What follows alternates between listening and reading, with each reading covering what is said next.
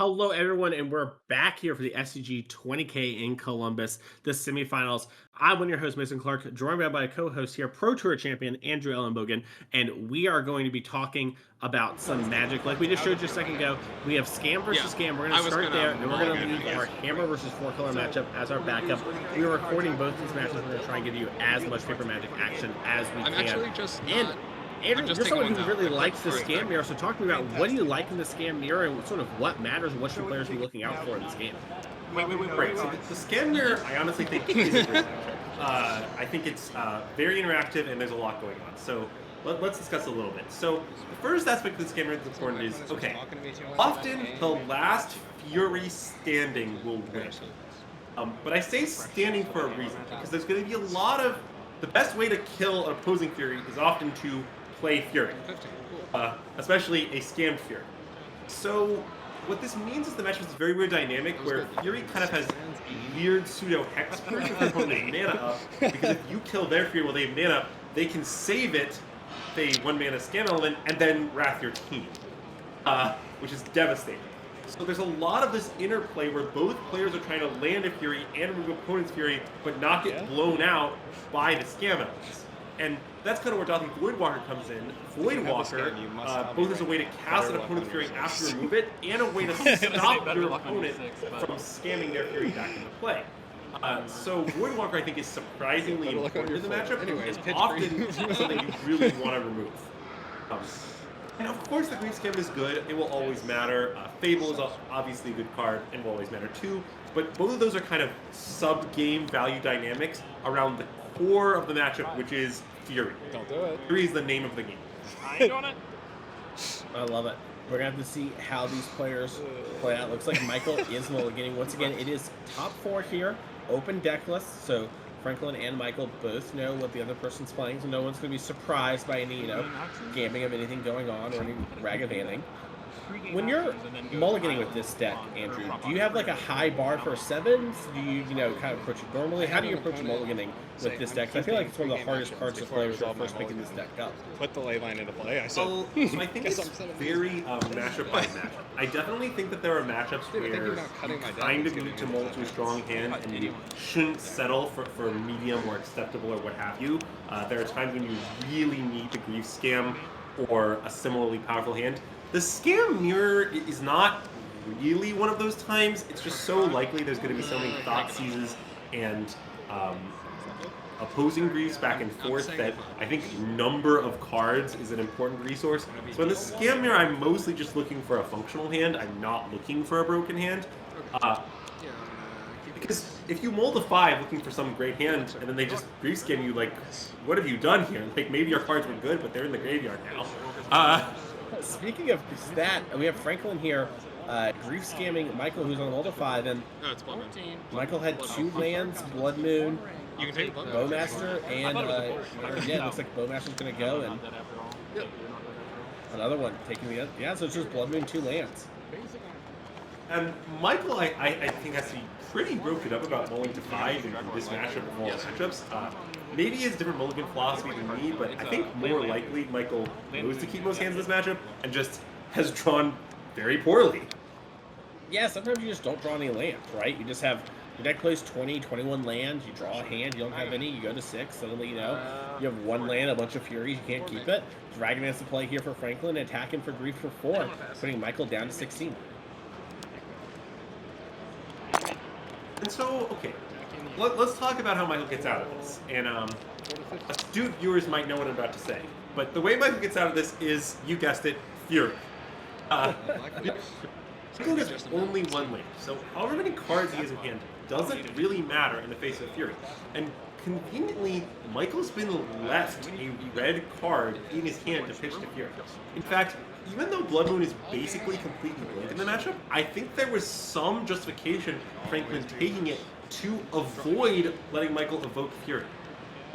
And even if the Fury isn't brought back, even if it's just a Fury put in the graveyard, that's still a really strong play here. Yeah, I mean, just clearing the board, Franklin clearly kept a 1-lander, which is just going on. the end of all this, Franklin might not have anything left, you know? If you're imagining what Franklin kept as 7, right? He would basically keep any 5 cards that were these 5 cards we've seen so far, and then 2 random cards, right? He's not going to be like, oh, I'm unhappy to have whatever those are. My start's broken. This is what I'm here to game with. As we do see a Croxa as the hard cast here for Michael. I'm sorry, for Franklin, making Michael have to discard a card. See Michael discard the land. Yeah, very much thinking about Blood Moon to discard the Fury here. Yep. Yeah, and Croxa, having Croxa in game 1 of the mirror is a new advantage. It shows that Franklin, in his deck construction phase, was very worried about the mirror. Yep. But it looks like Michael did not find Fury in one of his few draw steps. His opponent had Evoke on the board, and so spruces them up. Pretty reasonable. He certainly had pretty slim outs once he multiplied into his opponent's great draw. Yeah. It's going to be hard to win those ones here, as we're going to see how these players sideboard. You know, it is open deck list, so not despite them playing the mirror, they're going to kind of know. We see Franklin here immediately cutting the Thought Seizes. He is not interested in any of those. Yeah, so sideboarding the Scammer I actually think is pretty interesting. And the reason it's interesting is, okay, there's several different cards you want to cut. Thoughtseize isn't great. It's a bad top deck, and there's been decent on matchup top decking. You have Fables, but trust me, your Fables be overtaxed as it is. You don't need to make it worse for them. You also have Ragavan, which is pretty bad, especially on the draw, since Ragavan easily dies to Bowmasters, and even when it doesn't die to Bowmasters, both players just kind of have a lot of stuff in play a lot of the time, and it's hard to connect with your Ragavan. So it's not great. The other dynamic is if players have Leyline Voids, and they may not, but if they do, scam elements start to get problematic since they're blinked by Voidwalkers and blinked by Leylines. Now, if there aren't Leylines, then leaving in all those scam elements is reasonable, or at least most of them. Maybe you leave in like 5 or something. But yeah, the challenge is basically you have too many cards to cut. Most people just don't have that many cards worded for the mirror. Like, from Franklin's list here, I imagine the Shieldred comes in, and I imagine these 2 Fatal Push comes in, and that's pretty much it. So you can't really get every bad card out of your deck. Yeah, meanwhile, looking at Michael's deck here, we have, Shieldred, the Kolaghan's Command, Croxa, Terminate, some Bolts, Needle, 3 Chalices, 2 EEs, and 2 Blood Moons. You kind of mentioned, all right, we probably want something like Terminate, we probably want the Shieldreds, and we probably want the Croxa. Is Kolaghan Command even a card you want to turn to? But I guess both players aren't playing Leyline of the Void, so your Undying effects get a little bit better. Yeah, my inclination is that if there are no Leyline of the Voids about, then I would probably be inclined to leave in all 6 scam elements and not shame on them at all. At which point, I'm not sure there's space to board in all of that. But I don't hate, you don't need to board in every random removal spell. The random removal is fine. It's not amazing. If you get the Shieldreds and the Croxa in, you're still pretty happy. All right, I'm going to hit you with some new scam hot topic. We're going to start the Twitter debate right here. You ready? Franklin's playing 2 Undying Evils. The old scam card that, if there's a +1/+1 counter on it, you can't actually put the ability to do it. So, Andrew, what are your thoughts? Should you be playing 2? Should you be playing 1? What's the mix? You play 0 and you play the other effects? Where does your sort of stance come from? I'm kind of leaning towards 1 personally, but I'm curious where your head's at. I am also leaning towards 1 at the moment, but I'm not really sure. Basically, the point of 1 is that you have the downside of double Undying Evil, because you happen to draw both Undying Evils, it's very bad. Whereas you draw 1 Undying Evil and 1 of something else, it's actually fine as long as you play the Undying Evil first. So it's kind of half the downside. It doesn't punish if you draw the Undying Evil later. But it's debatable. I'm not really certain. I honestly don't think it's very important one way or the other. The upside and downsides are all very small. The way I feel is that you definitely want to play more for Not Good After Alls. I think not playing that card is pretty unreasonable despite the downsides. And the other slots, dealer's choice. All right, there you go. We had the recording. We're going to have to see how Twitter weighs in and how chat weighs in. If you are anti-scam, make sure to subscribe with Prime. That way, Autorog knows you hate scam. Every person who subscribes with Prime or Tier 1 will know right now. If you don't, we're going to assume you're going to keep watching the scam matchup. So, do with that information what you will as these players are shuffling up and presenting here for game number 2. I don't know. I think that the scam meta is really justified, to be honest. I think scam is honestly one of the most intricate decks in the format. I think it's very hard to figure out how to utilize each of your cards. Many of your cards you can do many. I really don't think scam is justified. Fundamentally, this deck is Thoughtseize fair mid-range. Like, I get that they have a nut draw. Come on, it's Modern. You have to have one. Like, this is about as fair as Modern ever gets.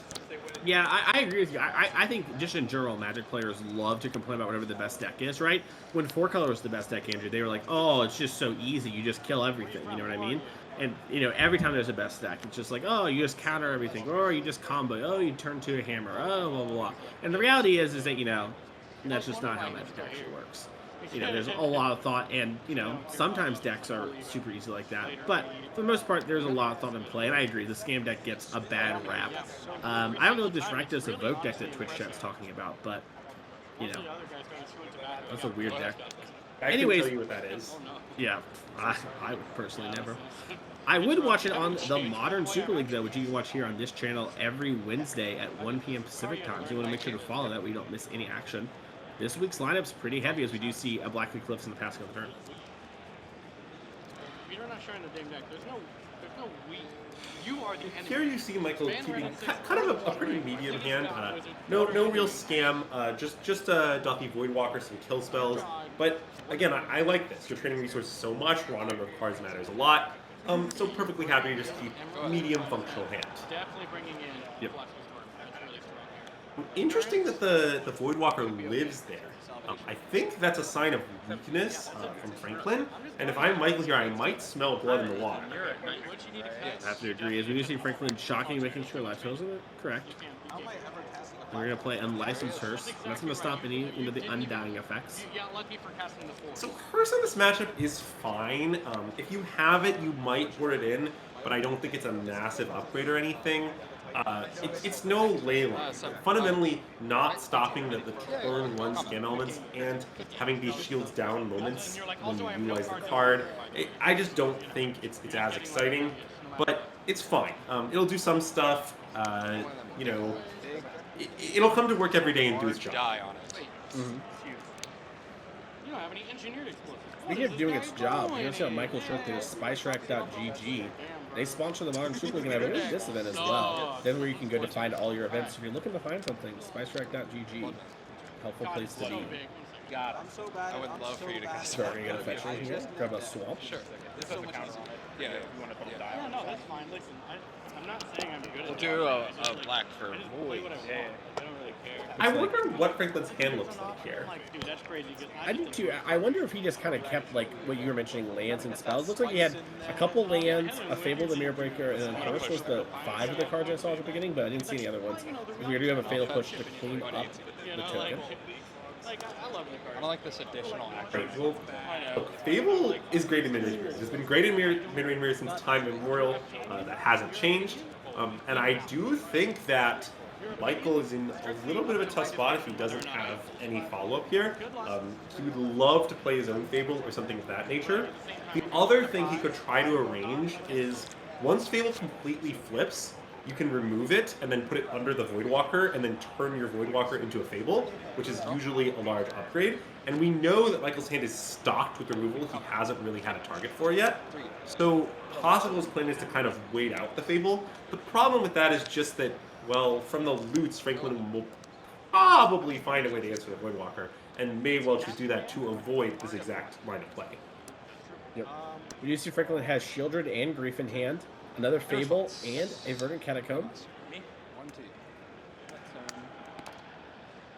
Looks like in response to the trigger, we are going to Bowmaster.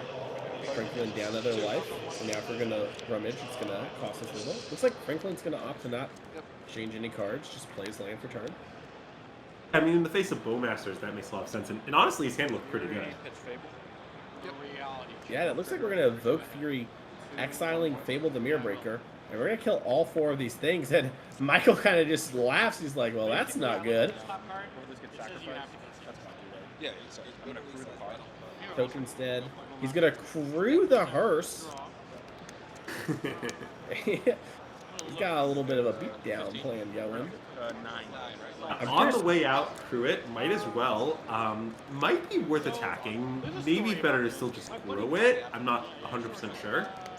Yeah, I'm not sure either. It looks like you are going to be playing a real threat here. Like, if you're going to play Shieldred, crewing it's pretty, you know, relatively free, I would guess, because, you know, they probably don't have enough kill spells. like double fatal push would be the only thing that actually does it. So we already used one fatal push. We know Michael's hand actually does have multiple rule spells in it. Yeah, but Franklin doesn't. There's only 2 mana too, you know? It's gonna... Sorry, just in response to this trigger. Yep. So in response to the trigger... Yeah, okay.